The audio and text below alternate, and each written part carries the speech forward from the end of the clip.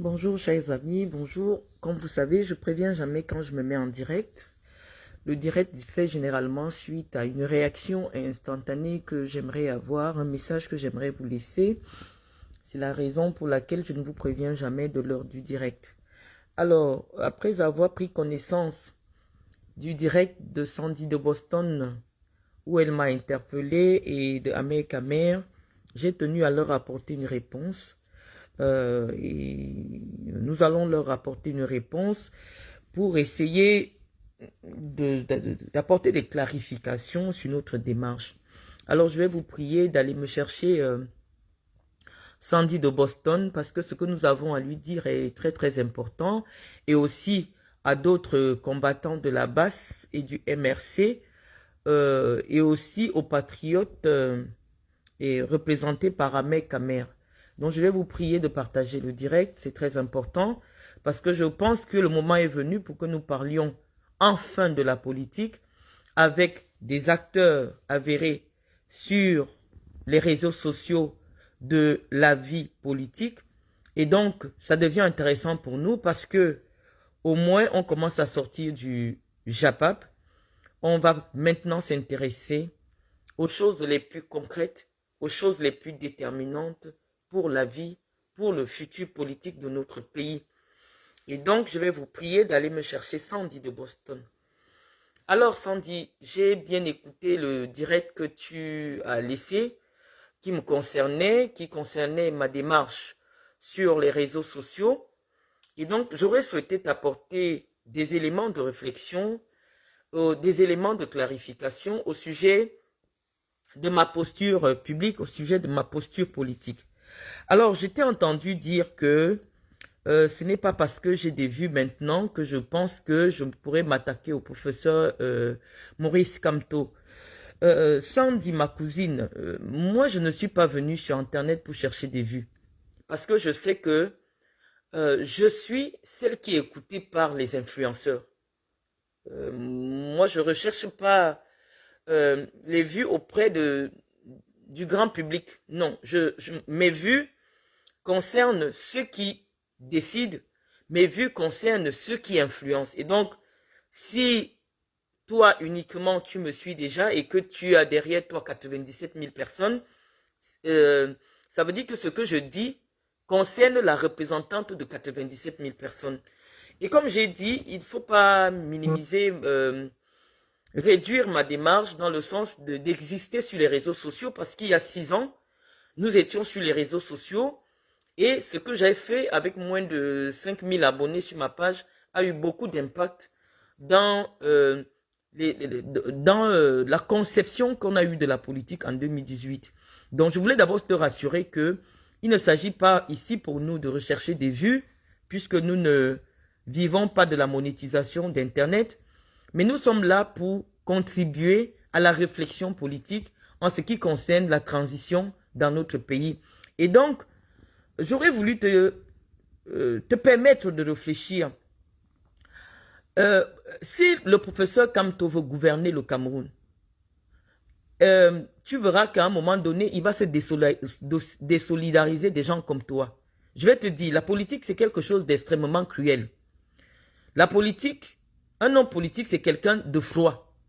Parce que je me souviens, lorsque le professeur Kamto a vu les images de la casse que vous avez faite sur l'ambassade du Cameroun en France, il a eu une seule parole. Il a dit, quelle souillure. Il a dit, quelle souillure. Ça veut dire que même si en privé, il vous soutient, en public, il ne vous soutiendra jamais.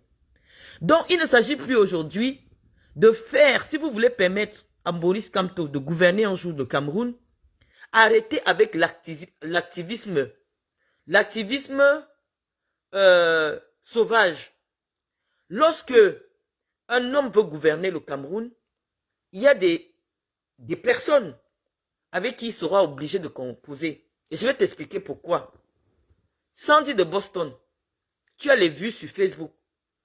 Mais si on te place dans le J Lobo, on me place dans le J Lobo, toi tu ne peux convaincre personne. Et tu le sais, Or, le professeur Kamto, si jamais il veut être président, a besoin des gens qui iront convaincre les boules du Djay Lobo. Toi, tu n'es pas en capacité. Parce qu'il ne s'agit pas dans une élection politique de rechercher des vues sur Facebook. C'est d'ailleurs la raison pour laquelle nous l'avons pensé à l'époque de président de Facebook. Parce que c'est sur Facebook que ses soutiens faisaient le plein des vues. Mais dans la réalité, non. On savait bien qui était sur le terrain. La base, Kamto, s'il veut être président du Cameroun, ne va jamais s'afficher avec des acteurs de la base. Donc, il faut d'abord que tu intègres cela. Parce que les acteurs de la base se sont attaqués au symbole de la République. Les acteurs de la base se sont attaqués à la République. Et donc, même si votre démarche va permettre demain votre mobilisation qui a peut-être des fruits, et ça me permet aussi de convoquer Valsero parce que j'ai entendu sa démarche. J'ai entendu la petite pique qu'il nous a envoyée. Nous n'avons pas la même... Nous sommes des... Je suis une femme politique. Vous êtes des activistes politiques sur Internet. Ce n'est pas pareil. Nous sommes en train de nous vendre. Nous sommes en train de nous positionner. Quel que soit le candidat, ma parole dans mon département, ça compte. Ma parole fait bouger les lignes dans mon département. Donc, nous ne sommes pas là pour faire les yeux doux à Maurice Kamto, non. L'élection à la présidence de la République, c'est une rencontre entre un homme et un peuple. Et donc, lorsque nous serons conscients qu'une personnalité camerounaise est celle qui draine les ambitions des Camerounais, les aspirations des Camerounais, nous allons la soutenir, mais en posant nos conditions. En posant nos conditions. Quel que soit le candidat, nous allons étudier son programme et voir là où nous, les boules du Djay Lobo, nous avons un avantage. Mais c'est pour ça que je t'explique le Sandy en politique.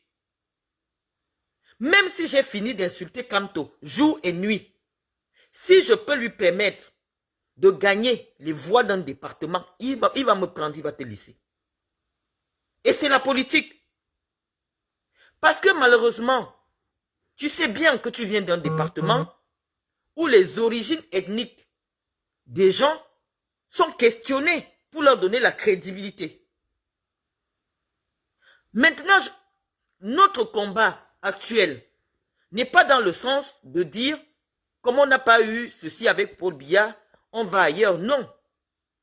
Lorsque moi je suis venu soutenir Paul Biya en 2018, c'est parce que j'espérais qu'en donnant un second mandat à Paul Biya, il aurait pu gracier la personne qui m'a élevé, qui était en souffrance parce qu'elle était malade, elle ne pouvait pas supporter la détention. C'était c'était ce que je recherchais. C'est ce que je recherchais. Je pensais que le président, avec ce mandat-là, aurait revu sa position en ce qui concerne Polycarpe Ababa. J'aurais pensé que le président, avec le mandat de 2018 qu'on lui donnait, aurait développé la formation professionnelle des jeunes dans le département du Djay Lobo. J'avais pensé qu'en donnant un dernier mandat, et je l'avais dit, allez revoir mes vidéos, que nous allons donner un dernier mandat au président de la République pour développer notre département, pour construire des infrastructures sportives. J'ai honte. Moi, j'ai été président de la Ligue régionale de football du Sud. La région du Sud, alors qu'il y a une CAN qui a été organisée au Cameroun, la région du Sud n'a même pas pu bénéficier d'un terrain gazonné. Alors qu'on aurait bien pu mettre un site de la CAN à Ebolova pour permettre aux Gabonais et aux Équato-Guinéens de traverser simplement la frontière et venir voir la CAN. Mais nous serions restés avec des infrastructures. C'est honteux. Pour une ville comme Saint-Melima qui a une équipe en première division, de ne pas avoir un stade. C'est honteux pour une capitale régionale comme Ebolova de ne pas avoir un stade de football. Et donc, quand j'ai pensé que nous devions donner un dernier mandat au président, c'est parce que j'avais lu le programme, le programme de Pendis qui concernait le développement des infrastructures sportives au Cameroun. Et je pensais que ma région allait bénéficier de ce programme porté par le président Paul Biya. Mais nous n'avons rien bénéficié. Le combat politique, Sandy, c'est un combat d'intérêts. Des intérêts d'abord philosophiques, des intérêts économiques et des intérêts politiques. Lorsque nous savons profondément, nous les boulous, qu'il y a un adage chez nous qui dit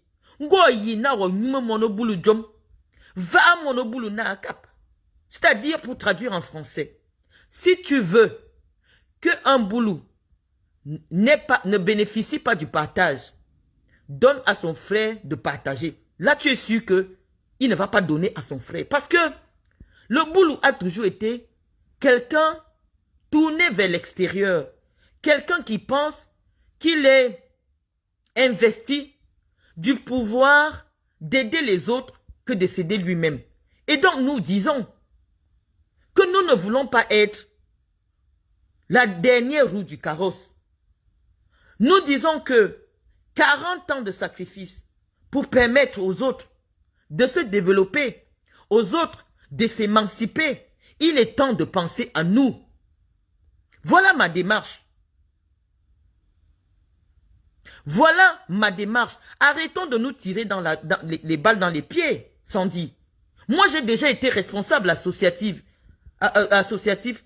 dans, dans ma région. Toi, tu n'as jamais été quoi que ce soit. Toi, tu ne peux pas rassembler 10 000 jeunes. Mais moi, quand j'ai fait une démonstration de force, quand Samuel Eto'o est venu, j'ai réussi à sortir près de 8 000 jeunes. Tu ne peux pas mobiliser sur le terrain. La politique, la réelle politique, ce n'est pas Facebook.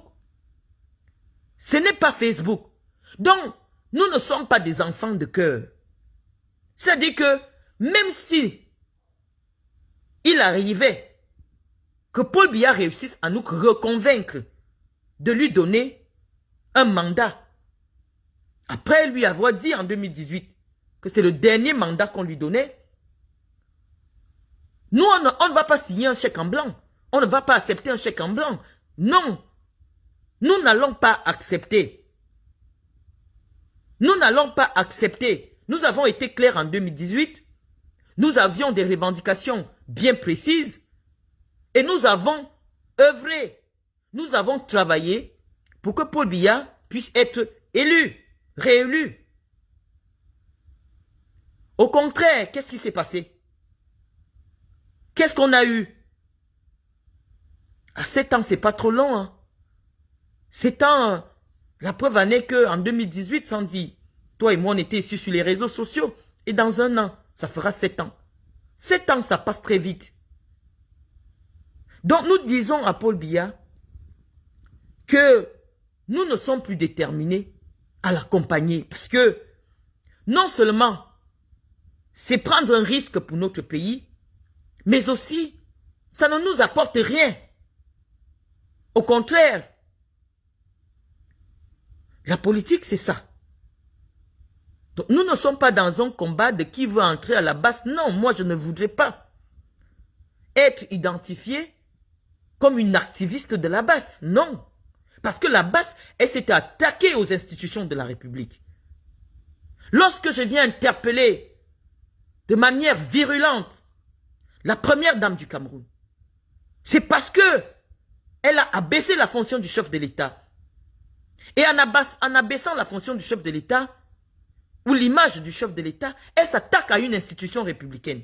Je ne tiens pas compte du fait qu'elle soit sa femme. Et je vous dis qu'un militaire ou qui voit par exemple Chantal Biya avec un couteau qui menace le président, le militaire va tirer sur elle. Sans réfléchir. Nous sommes les soldats de la République.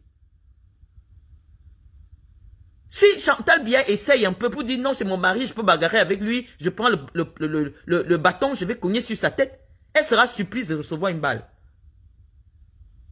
C'est pour cela que nous sommes sortis. Pour défendre l'institution. Et quand on défend l'institution, ça ne veut pas dire que nous partageons les mêmes convictions politiques. Mais l'institution, celui qui incarne la République, il est au-dessus de toutes les velléités politiques. Il est au-dessus de toutes les... Tant que Paul Biya est investi de la fonction de chef de l'État, tant qu'il incarne l'État tel que c'est prévu dans l'article 9 de notre Constitution, quelles que soient nos velléités politiques, quelles que soient nos opinions politiques, cet homme mérite notre respect.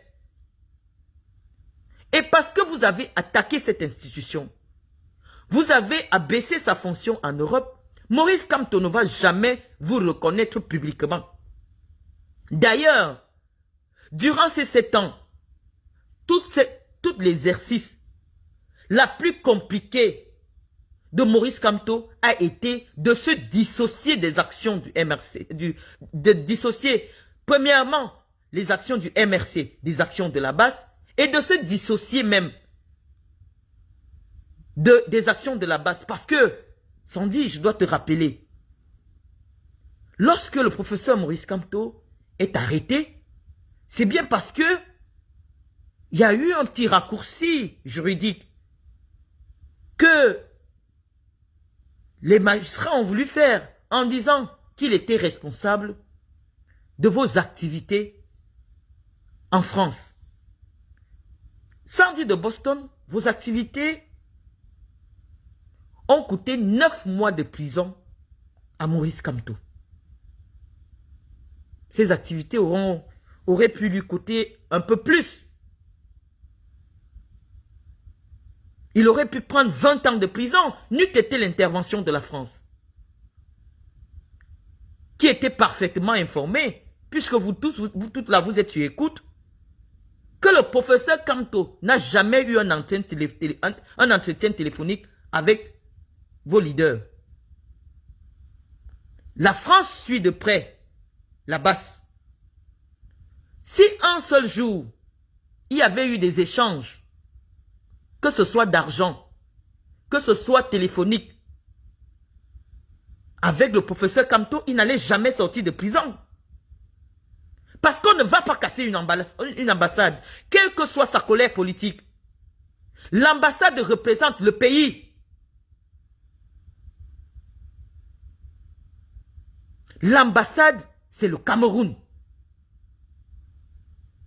Et donc, parce que la France, avec tous les éléments, vous concernant votre activité, elle a milité pour faire innocenter le professeur Kamto. Parce qu'il n'a jamais voulu s'associer à vous. Il n'a jamais voulu qu'on l'associe à vous. Et donc, si vous avez besoin que le professeur Kamto devienne un jour président de la République du Cameroun, essayez un peu de mettre de l'eau dans votre vin. Parce que la campagne politique, ce n'est pas ce que vous faites, non. La campagne politique, ce n'est pas l'invective. La campagne politique, c'est le déploiement des idées politiques. C'est la force de conviction. Je ne vous ai pas dit que ma démarche actuelle est dans le sens d'apporter un quelconque soutien à Maurice Kamto. Non. Nous sommes encore dans le débat de la démarche politique. Nous nous positionnons en tant qu'acteurs de la vie politique. Nous nous imposons dans le débat de 2025. Voilà ce que nous faisons. Et donc les candidats vont nous rencontrer, effectivement, en fonction de votre poids politique. Lorsque vous n'avez pas un poids politique, même si vous faites 100 000 vues, mais attends, Fleur de Lille fait plus de vues que toi, Sandy. Mais professeur Kamto ne va jamais solliciter un entretien. Ou alors avec Fleur de Lille, non. Parce que Fleur de Lille, sur le terrain, c'est zéro. Que ce soit sur le terrain des idées, que ce soit sur le terrain de la mobilisation politique, c'est zéro. Sortez le professeur Kamto de ses affaires de Facebook. On ne gagne pas une élection politique dans les directs. Non. Sandy, à Samelima, tu ne peux pas parler à un boulou ou je parle à un boulou. Non. Parce que le boulou est essentiellement tribaliste. Il va d'abord demander ton indane. Tu lui parles en tant que qui? Il va demander ta lignée. Tu sors d'où? Tu parles pour qui? Tu as déjà fait quoi à qui ici? Zadia Kaladoe, Ouvea Zadje. Jamais. Mais moi, je leur ai donné des groupes électrogènes. Je suis allé dans les hôpitaux. J'ai payé l'école aux enfants. Je suis tous les jours avec eux.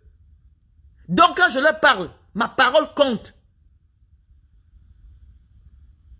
Quand je leur dis quelque chose, ma parole compte.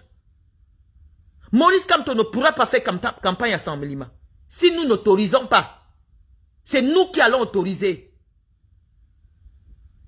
Si nous restons ici, même si Paul Biya donne l'autorisation à Kamto de faire campagne à Samelima, si moi je m'assois sur Facebook, je dis qu'il n'y a pas campagne, Kamto n'entrera pas à Samelima. Si l'État donne le droit à Kamto de venir faire campagne à Samelima, si moi, je dis que la caravane de Kamto ne traverse pas le village où mon père est enterré, il n'entrera pas. C'est ça la politique. Kamto vous a déjà convaincu. Donc vous n'êtes plus un enjeu pour lui. C'est-à-dire que ce que nous représentons pour Paul Biya, c'est ce que vous représentez chez Kamto. Non. La séduction politique aujourd'hui pour Moïse Kamto, s'il va être président, c'est vers nous. Ce n'est pas vers vous. Non, vous êtes des personnes acquises à sa cause pour des raisons qui vous concernent. Je vous dis, moi je viens d'un département qui est très compliqué. C'est un département qui est compliqué. On ne vient pas là-bas n'importe comment. Même si l'État donne le droit à Maurice Kamto de venir faire campagne, si nous on dit qu'il ne fait pas campagne là-bas, il ne va pas faire campagne. Il ne va pas faire campagne. Si nous on dit que aucune voix du Djay Lobo ne doit chercher l'autre, aucune voix du Djay Lobo ne doit chercher l'autre. C'est ça la force politique. C'est ça la force politique. Et nous ne l'avons pas acquise sur Facebook. Non. Nous, on ne recherche pas les vues. Le boulot est le seul qui préfère misérer. Il préfère vivre dans la misère. Mais pourvu que ses convictions tribales et ethniques, qu'il soit en adéquation avec ses convictions tribales et ethniques. C'est des gens qui sont difficiles à convaincre. Il n'y a qu'un boulot, 100% boulot, qui peut expliquer à un boulot pourquoi il doit changer d'avis. Ça on dit tu ne peux pas. Tu ne peux pas. On ne fait pas, nous, la politique c'est le chantage. La politique c'est l'escroquerie. Parce que vous n'allez pas expliquer comment chaque année quelqu'un vient vous dire « Oh, la vie va changer, vous aurez tout, machin. » Et après, il revient vous dire la même chose, vous lui demandez pas. Mais la dernière fois, tu nous avais dit ça, pourquoi ça n'a pas marché? C'est l'escroquerie. C'est l'escroquerie. C'est l'escroquerie intellectuelle. Et donc, je pense que le professeur Maurice Kamto, si jamais il veut gouverner le Cameroun, il sait qu'il doit faire avec toutes les ethnies. Malheureusement. Et chaque ethnie, chaque tribu a sa particularité. Même si on dit que le tribalisme ne va... on peut combattre le tribalisme. Il y a des gens, dans leur culture ancestrale, certaines valeurs ont été enseignées. Et donc, quel que soit le... Je vous assure que convaincre un boulot de voter un engrais beaucoup, ce n'est pas facile. Parce que quand on parle des Bamileke, les gens peuvent croire. Je vous dis, convaincre un boulot d'aller voter pour un nanga, ce n'est pas facile. Pareil aussi pour d'autres ethnies. Même Maïdjo, quand il voulait les voix de notre département, il a été obligé de donner les meilleurs postes. De nous promettre qu'après lui, là, ce sera nous. Oui. Puisqu'il a d'abord fait d'Assalé, Premier ministre. Et il a fait de Biya, Premier ministre. Parce qu'il était conscient que les plus compliqués, ceux qui tirent la locomotive intellectuelle au Cameroun, c'est les boulous. C'est des gens compliqués. Je vous assure que si en 2025, on se retrouve avec un scénario, je prends un exemple, hein, Ferdinand Gongo, en face de Maurice Kamto, les boulous vont voter pour Maurice Kamto. Les boulous vont voter pour Maurice Kamto. Vous n'allez pas m'expliquer pourquoi. Vous n'allez pas me demander pourquoi. Moi, je sais pourquoi. Donc, même si Ferdinand Gongo est candidat, il sait que pour revenir dans le Djay Lobo, ça va être compliqué. Donc, il va négocier avec les leaders du Djay Lobo. Il va négocier avec les leaders d'opinion, les leaders jeunes, les leaders associatifs. Parce qu'il sait que sa campagne la plus difficile sera dans le département qui a eu le pouvoir pendant 41 ans et qui n'a pas de route, qui n'a pas d'école. Les enfants sont au chômage. Il n'y a pas d'hôpitaux. Sa campagne la plus difficile sera là-bas. Ce n'est pas à l'ouest.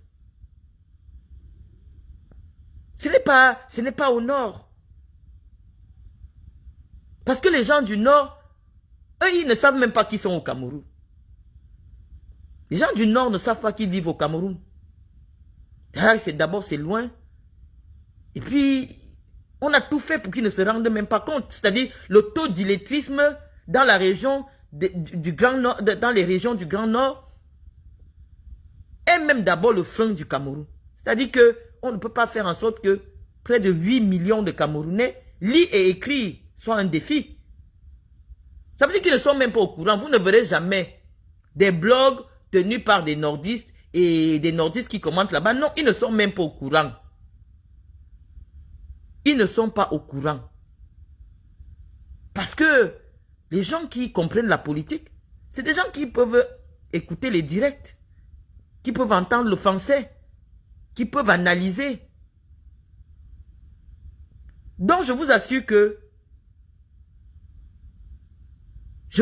que 2025 s'annonce compliqué pour tous les camps. Donc n'allez pas déjà en terrain conquis. Non, ce n'est pas les vues de Facebook. Je vous dis, ici, il y a 1500 personnes maintenant. À Samlima, il y a peut-être... Bon, comme ma page quand même, c'est essentiellement les gens de Samlima. À cause de mon engagement associatif. Mais je veux dire que il y a peut-être 300 qui viennent du MRC de la Basse.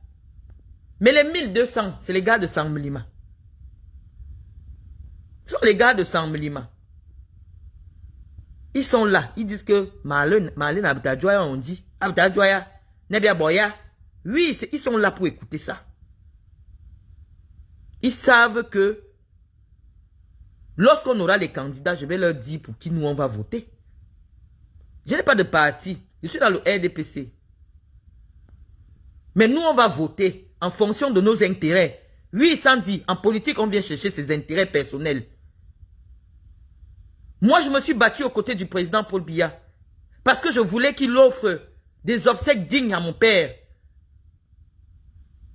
J'ai vu l'autre jour, on a enterré le professeur Grégoire Oruna, qui est aussi une sommité dans la région du Sud. On l'a enterré avec beaucoup de dignité. Il a été plusieurs fois ministre.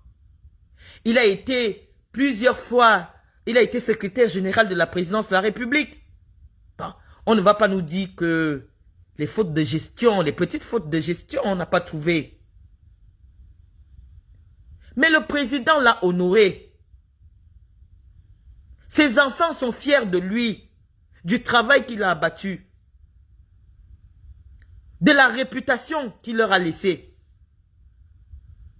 Mais personne ne va nous dire que c'est avec le professeur Grégoire Oruna vraiment, c'est le meilleur gestionnaire du Cameroun.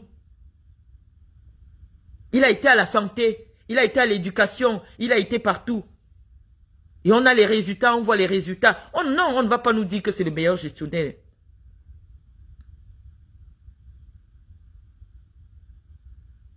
Joseph Orona, pardonnez-moi pas Grégoire, Joseph Orona, le professeur Joseph Orona. On ne va pas nous dire que Joseph Orona a été le meilleur gestionnaire. Non. Mais le président a permis qu'il aille se reposer avec une bonne réputation qui servira à ses enfants, à ses descendants. Les descendants de Joseph Orona diront que notre grand-père, notre ancêtre a eu droit aux obsèques officielles de l'État du Cameroun. C'est ce que nous voulions aussi pour notre père. C'est ce que nous avons voulu. Parce que lorsque quelqu'un, parce que s'il y avait un panthéon, s'il y avait une académie des lettres au Cameroun, comme ça existe en France, le professeur serait membre de l'académie française. On les appelle les immortels. Parce que son œuvre est immortelle. L'œuvre du professeur Mendoza est immortelle.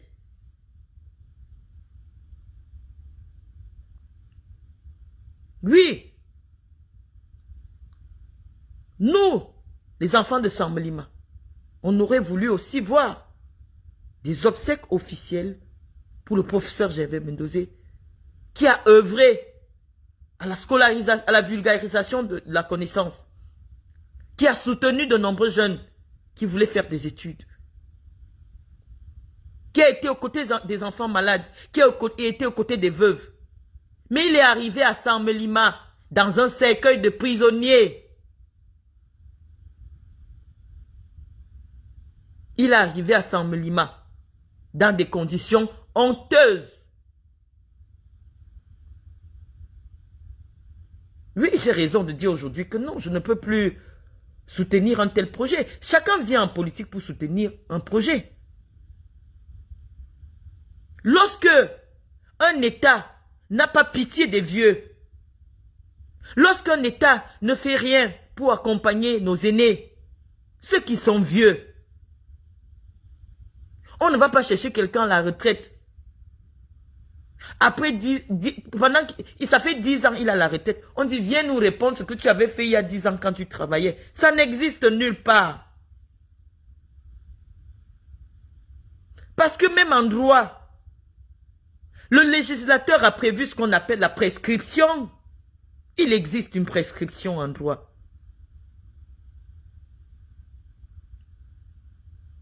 On ne va pas dire qu'il y a 10 ans tu avais détourné, non. C'est au moment où, si l'État, si les contrôleurs de l'État sont sérieux, on ne doit même pas chercher 1 million. Puisque si on a un système informatisé, sérieux, de la gestion des dépenses publiques, il n'y aurait pas la possibilité de détourner. Moi, je vous prends l'exemple d'un petit pays, comme la Guinée équatoriale. Il y a un seul ordonnateur de dépenses. Et il y a une seule personne qui finance les dépenses. Un ministre en Guinée équatoriale est comme un chef de service. Les ministres là-bas ne roulent pas carrosse. Non. Ils ne voient pas le budget. Un ministère a besoin de cahiers. On va à l'entrepôt de toutes les feuilles. On vient, on dépose les feuilles. Les ministres là-bas n'ont pas les marchés. Peut-être c'est pour ça qu'il y a aussi moins de prostituées là-bas. Les ministres n'ont pas les marchés. Un ministre en Guinée équatoriale, il vit comme un fonctionnaire normal. Mais au Cameroun, les ministres sont des milliardaires. Ils ne sont pas milliardaires uniquement parce qu'ils volent l'argent de l'État, mais les prestataires de services leur font beaucoup de cadeaux, soit pour être moins regardants sur la qualité des prestations qu'ils livrent, soit pour être prioritaires, même lorsque leur expérience dans le domaine n'est pas avérée. Voilà la source de la corruption. Voilà la source de l'enrichissement illicite. Moi, je n'ai pas besoin d'avoir fait Harvard pour comprendre cela. Et donc, si le président Biya voulait lutter efficacement contre la corruption, il y a des éléments aussi simplistes, mais efficaces pour la lutte contre la corruption. Mais parce que le régime Biya s'est nourri, vit grâce à la corruption, on ne peut pas corrompre, on ne peut pas combattre la corruption. Parce que lorsqu'on nomme quelqu'un ministre, il sort de peut-être 10 ans de galère depuis qu'il a pris la retraite. Ou alors, il était petit directeur quelque part. On le nomme ministre. Et dès qu'il est ministre, on dit qu'il est devenu personnel ou quoi? Personne ressource du RDPC. Je vais vous dire ce que ça signifie. Ça veut dire que toutes les réunions du RDPC dans sa région, il doit donner de l'argent. Quelqu'un qui gagne 600 000. Le RDPC ne lui donne pas un budget quelconque pour dire, ou alors donner un budget aux responsables locaux. En leur disant, voilà ce qui va se passer, les activités du RDPC, voilà votre budget. Non, on dit que les personnes ressources du parti financent les activités du parti dans leur circonscription. Et c'est ainsi que les ministres se retrouvent devant un dilemme. Ils ont des gros budgets à gérer pour leur ministère, mais il faut aussi qu'ils financent leur vie politique parce que pour certains, ils deviennent militants du RDPC après la nomination. Ce qui est incohérent en politique. Puisque la nomination à un poste ministériel est la suite logique d'une longue vie comme acteur politique de premier rang. Mais il y a des gens qui deviennent ministres, on ne peut pas savoir pourquoi ils sont ministres. Qu'est-ce qu'il a déjà fait chez... Parfois même les populations découvrent qu'ils ont quelqu'un comme ça le jour qu'on le nomme.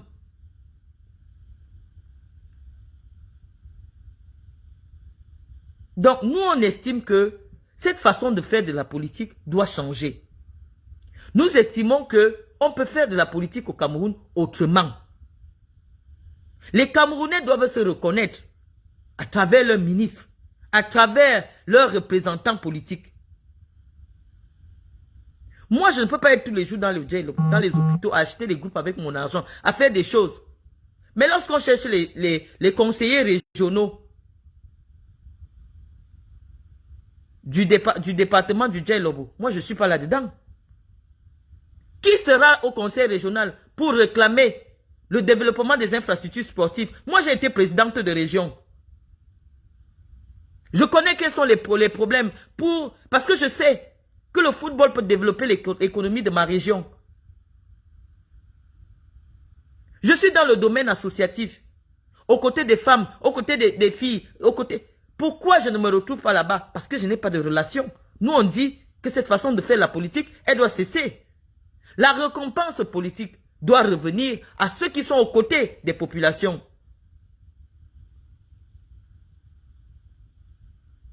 Donc, ma démarche n'est pas de venir vous ravir la vedette sur les réseaux sociaux. C'est simplement que lorsque j'ai l'occasion de me retrouver dans un pays où je peux avoir l'électricité toute la journée, parce que actuellement je vous parle, mon téléphone est à la charge. Si nous étions au Cameroun, c'est que les 10 minutes que nous avons déjà passées ensemble là, Eneo nous aurait déjà abandonnés. Pourquoi on continue à maintenir Eneo comme société distributrice de l'énergie au Cameroun? Parce que Eneo a donné de l'argent à ceux qui sont responsables d'étudier les dossiers de crédibilité. Ces gens-là, ils ont reçu des milliards. Eneo les tient. Ils s'en foutent du bas peuple. Parce que lorsque on a voulu privatiser les sociétés de souveraineté comme la SONEL, il fallait faire appel à la concurrence. Il fallait dire que le Cameroun, c'est 475 000 km². Un seul opérateur ne peut pas couvrir l'étendue du territoire national. Et si on avait ouvert à la concurrence la distribution de l'énergie au Cameroun, au nord, une entreprise du Nigeria allait s'installer. Parce que quand on voit le niveau d'industrialisation du Nigeria, alors que le Nigeria ne nourrit pas le nucléaire, n'a pas de centrale nucléaire, ça veut dire qu'il y a un secret. Ils ont réussi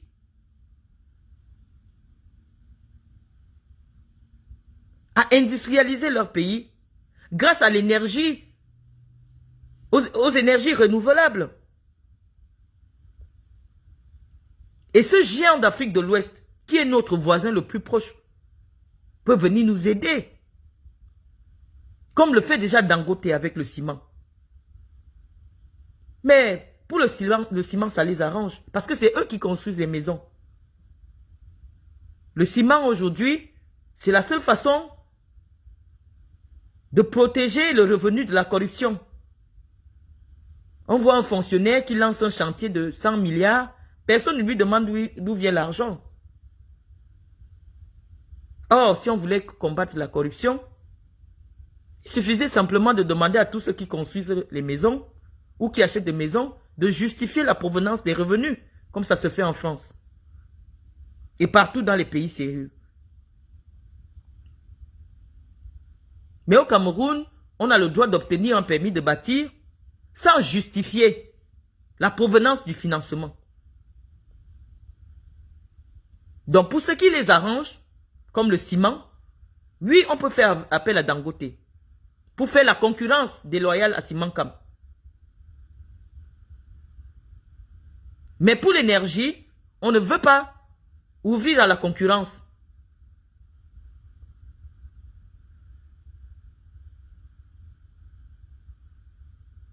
Donc, nous pensons que nous devons libérer nos mains entre des personnes corrompues qui tiennent aujourd'hui les rênes du pouvoir. Paul Biya n'est plus en capacité de faire ce travail. Paul Biya sait aujourd'hui que sa vie, c'est-à-dire le simple fait qu'il respire, dépend de ces gens-là qui le tiennent en otage. Paul Biya est en otage. Libérons notre père des mains de ces scélérats. Nous allons libérer notre père de cette prise d'otage. Paul Biya est en otage. Les bandits l'ont pris en otage. Et c'est pour ça que je vous demande, vous jeunes Camerounais, vous la génération du renouveau, ceux qui sont nés à partir de 82, qui sont les plus nombreux au Cameroun, allez libérer Paul Biya. Allez vous inscrire sur les listes électorales pour envoyer Paul Biya à la retraite. Paul Biya vous a dit, devant Emmanuel Macron, que si les Camerounais décident qu'il rentre au village, envoie-moi qu'à se reposer, il ira se reposer. Paul Biya a besoin de repos, jeune Camerounais. Le cure ne peut pas changer votre vie. Ce n'est pas le cure qui va amener l'électricité. La drogue ne peut pas amener l'électricité au Cameroun. Laissez l'alcool. Laissez les bières. Allez vous inscrire sur les listes électorales.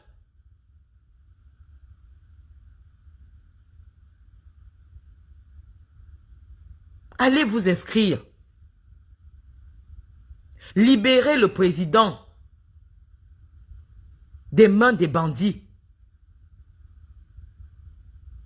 La preuve, j'ai lu le texte magnifique que Boris Breton a écrit pour dire que le président a refusé d'aller fêter l'anniversaire. Parce que les conseillers lui ont dit que non, ce n'est pas le moment pour vous, monsieur le président. Et les conseillers du président sont où? Ils sont sur nos pages. Ils nous écoutent.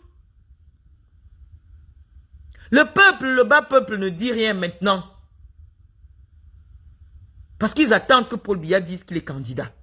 Et là, vous n'allez pas reconnaître les Camerounais. Le président, vous ne devez pas laisser que le président soit humilié.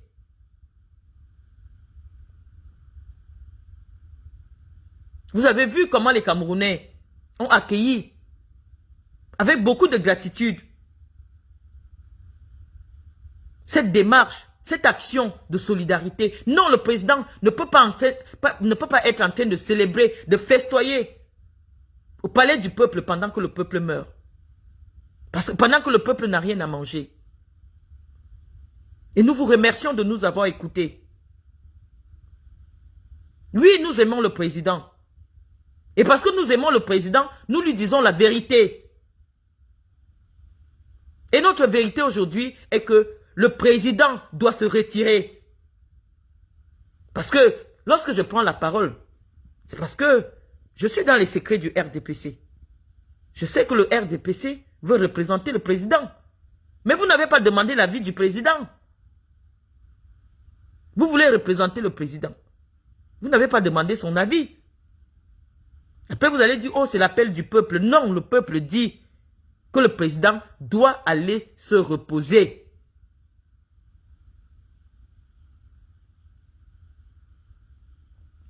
Ceux qui aiment Paul Biya demandent à Paul Biya d'aller se reposer. Nous voulons qu'il nous laisse un pays en paix. Je l'ai dit l'autre jour. Que le président peut accorder un statut spécial aux régions du nord-ouest et du sud-ouest, comme ça se fait en France, avec l'Alsace-Moselle. En France, le pays de la démocratie, le pays de l'unité, le pays des Lumières, il y a quand même 2 régions qui fonctionnent différemment, qui ont un statut différent du reste du pays. Parce que la France a tenu compte de l'histoire assez particulière de ces 2 régions de la France. La France leur a donné l'opportunité d'avoir leur propre loi. Oui, monsieur le président de la République, vous pouvez encore maintenant tenir compte des revendications des séparatistes anglophones.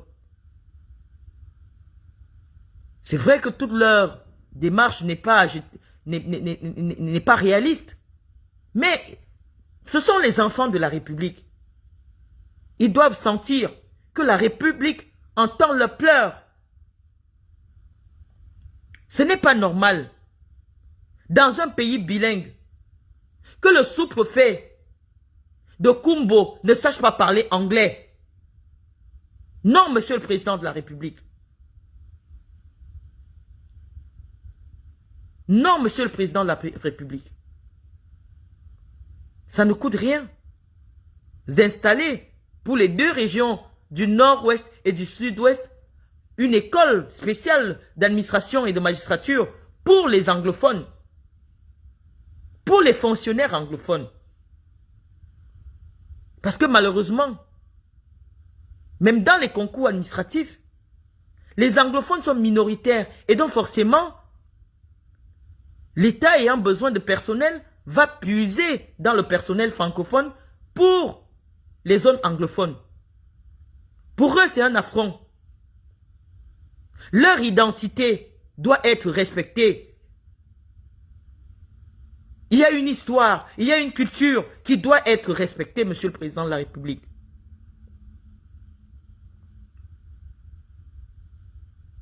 Donc il faut, vous avez encore une année qui démarre, monsieur le président de la République. Essayez de tendre la main, essayez de les écouter. Nous voulons rester unis. Mais nous pouvons respecter les traditions, mais les cultures, l'histoire d'une région, de certaines régions. Monsieur le président de la République, vous ne pouvez pas quitter, vous ne pouvez pas partir en laissant ce problème qui n'est pas né dans les années 2000, non. En 1961, lorsque les Camerounais décident de se réunir, on a bien dit réunification. C'est bien parce que c'était deux entités différentes. On a dit réunification. Mais la République, chaque République construit son histoire. Et donc, Monsieur le Président de la République, avec les anglophones, nous voulons réécrire notre histoire. On ne peut pas laisser les anglophones et dire, bah, ils font comme ils veulent là-bas, ils se tuent là-bas, c'est leur problème. Non, il faut inviter les anglophones sur la table. Et inscrire dans la constitution du Cameroun un statut spécial accordé aux régions du nord-ouest et du sud-ouest. Cette reconnaissance de leur histoire, cette reconnaissance de leur culture est aujourd'hui une condition sine qua non de la paix au Cameroun. C'est notre avis. Parce que si vous partez, on ne vous le souhaite pas. Nous vous avons toujours souhaité une longue vie, Monsieur le Président de la République. Si vous nous laissez de manière accidentelle, notre pays va être plongé dans le chaos. Il est temps de convoquer les intellectuels camerounais. Ils sont extrêmement brillants. Pour la relecture de la Constitution du Cameroun, qui après plus de 28 ans, commence à se montrer un peu désuète. Elle a besoin d'être dépoussiérée.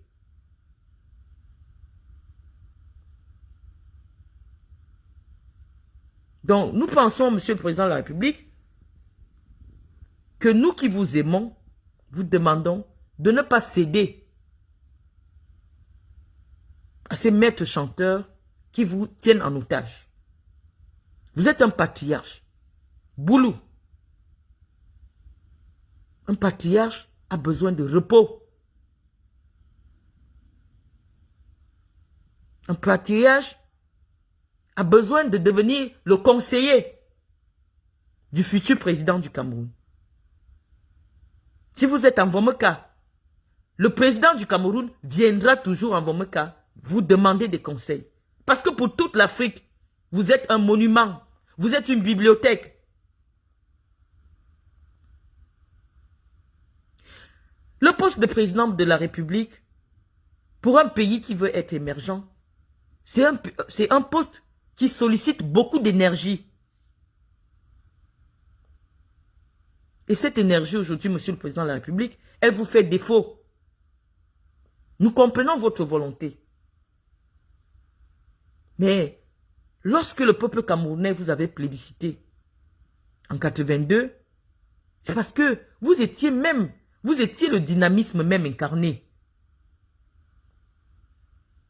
Vous étiez l'espoir incarné. Ne devenez pas le désespoir du Cameroun, Monsieur le Président de la République.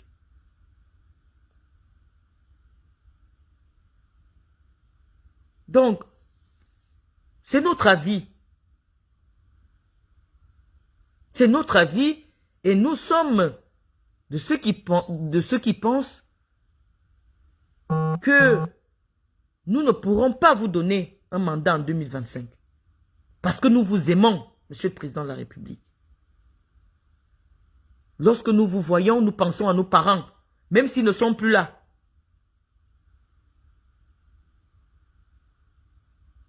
Vous êtes notre papounet national. Nous ne voulons pas que vous vous représentiez en 2025. Si le RDPC perd l'élection, c'est son problème. Parce que ce n'est pas le RDPC seul qui vote le chef de l'État. Non. Le RDPC et les partis alliés votent le président de la République. Donc l'élection du président ne viendrait pas uniquement, ou le choix du candidat ne viendrait pas uniquement des rangs du RDPC. Il y a d'autres partis, comme le parti de Issa Chiroma Bakari, qui ont des figures de qualité. Il y a l'UNDP, qui peut valablement aujourd'hui dire qu'après 42 ans ou alors je dirais pas 42 ans, 33 ans, 34 ans, à soutenir le régime, parce que c'est un grand parti de la région du Nord, des régions du Nord, c'est aussi le temps de leur envoyer l'ascenseur. Ça ne nous dérangerait pas que le futur candidat de la coalition, RDPC et les autres, soit issu des rangs de l'UNDP. Parce que l'UNDP vous a accompagné. L'UNDP vous a soutenu fidèlement. Donc, si dans les rangs du RDPC, il n'y a personne qui a l'ambition de devenir président de la République, moi je suis sûr que dans l'UNDP, qui compte dans ses rangs des hommes et des femmes de qualité, un homme et une femme, un homme ou une femme et un homme pourront conduire notre destin national. Donc, mes chers amis, nous laissons des petits messages pour notre papounet parce que nous l'aimons. Nous voulons que les Camerounais aient un souvenir positif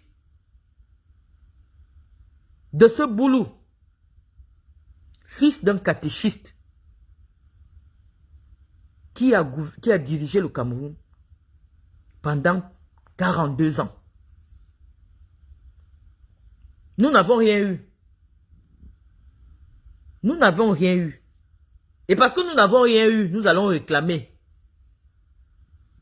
Comme nous n'avons rien eu, ça veut dire que toute personne qui veut nos voix doit nous donner quelque chose. Notre région est la plus enclavée du Cameroun. Nous voulons les routes. Nous voulons les écoles. Nous voulons des hôpitaux. Nous voulons du travail pour les jeunes. Et le travail, ce n'est pas seulement dans la fonction publique. Nous voulons l'installation des entreprises à Saint-Mélima. La seule entreprise qu'on avait promis, Monsieur le Président, aux jeunes du département du Djei-Lobo, c'était une entreprise de transformation du manioc. Elle n'a jamais vu le jour. Or, Dieu seul sait combien nos terres sont fertiles, sont faites même pour la culture du manioc. Mais on n'a pas pu mettre sur pied cette entreprise-là. Nous voulons des entreprises à Saint-Mélima pour résorber un peu le taux de chômage. Alors, si celui qui amènera des entreprises à Saint-Mélima est Bamileke, nous on va le suivre, quel que soit son bord politique. Nous allons le suivre. Parce que nous avons besoin des entreprises. Si celui qui viendra construire le stade Paul Biya de Saint-Mélima est un foulbé, nous on va le suivre.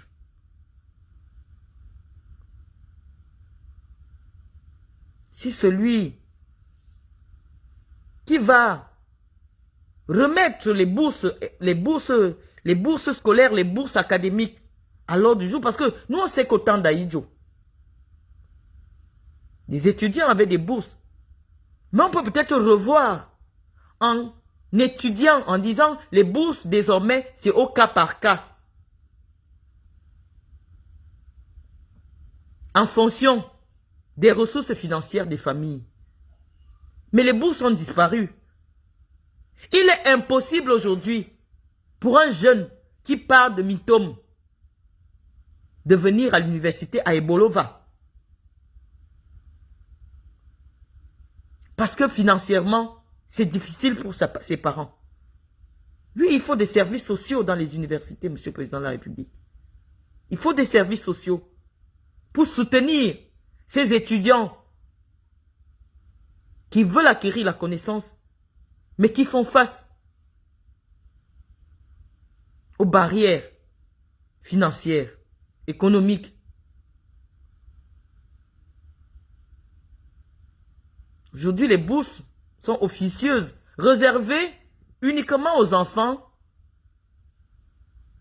des boss, comme nous disons vulgairement au Cameroun. Ce n'était pas l'esprit de la bourse. Et même en France, l'esprit de la bourse est réservée aux familles les plus démunies. Pas forcément pour les plus méritants. Parce que la solidarité intergénérationnelle, Monsieur le Président de la République, c'est aussi cela.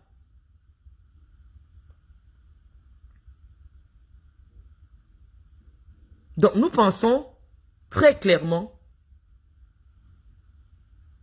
que nous n'allons pas vous donner un autre mandat en 2025. Nous posons nos conditions, mais nous ne croyons plus en vous. Parce que nous savons intimement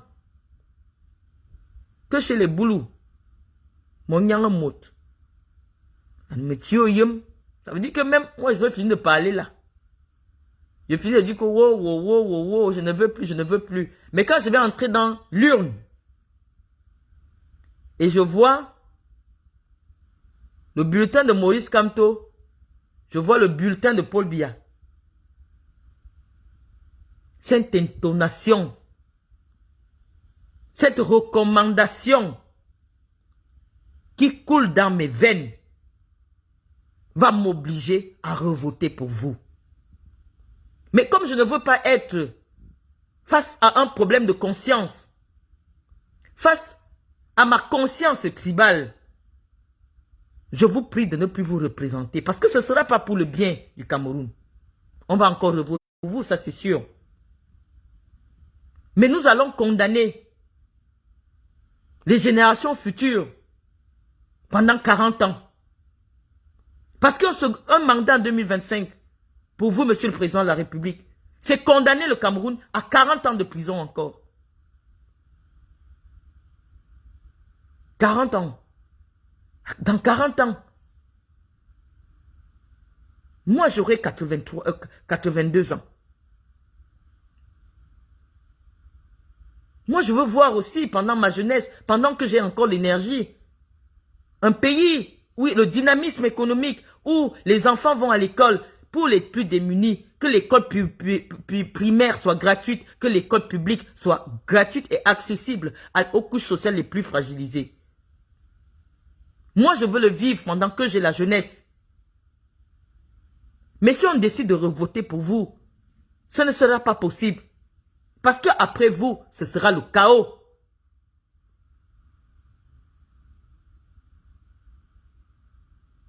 Nous ne voulons plus la misère. Nous aussi, nous voulons profiter. Les jeunes Boulous sont fatigués, Monsieur le Président.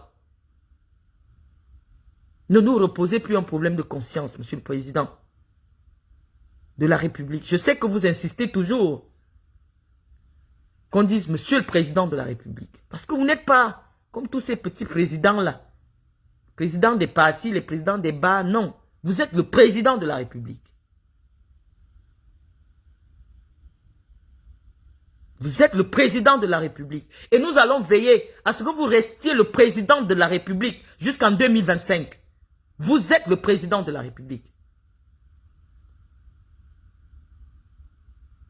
Ce n'est pas un pouvoir qui se délègue. Ce n'est pas un pouvoir qui est sexuellement transmissible. Non, Monsieur le Président. Le pouvoir que les Camerounais ont remis entre vos mains n'est pas sexuellement transmissible.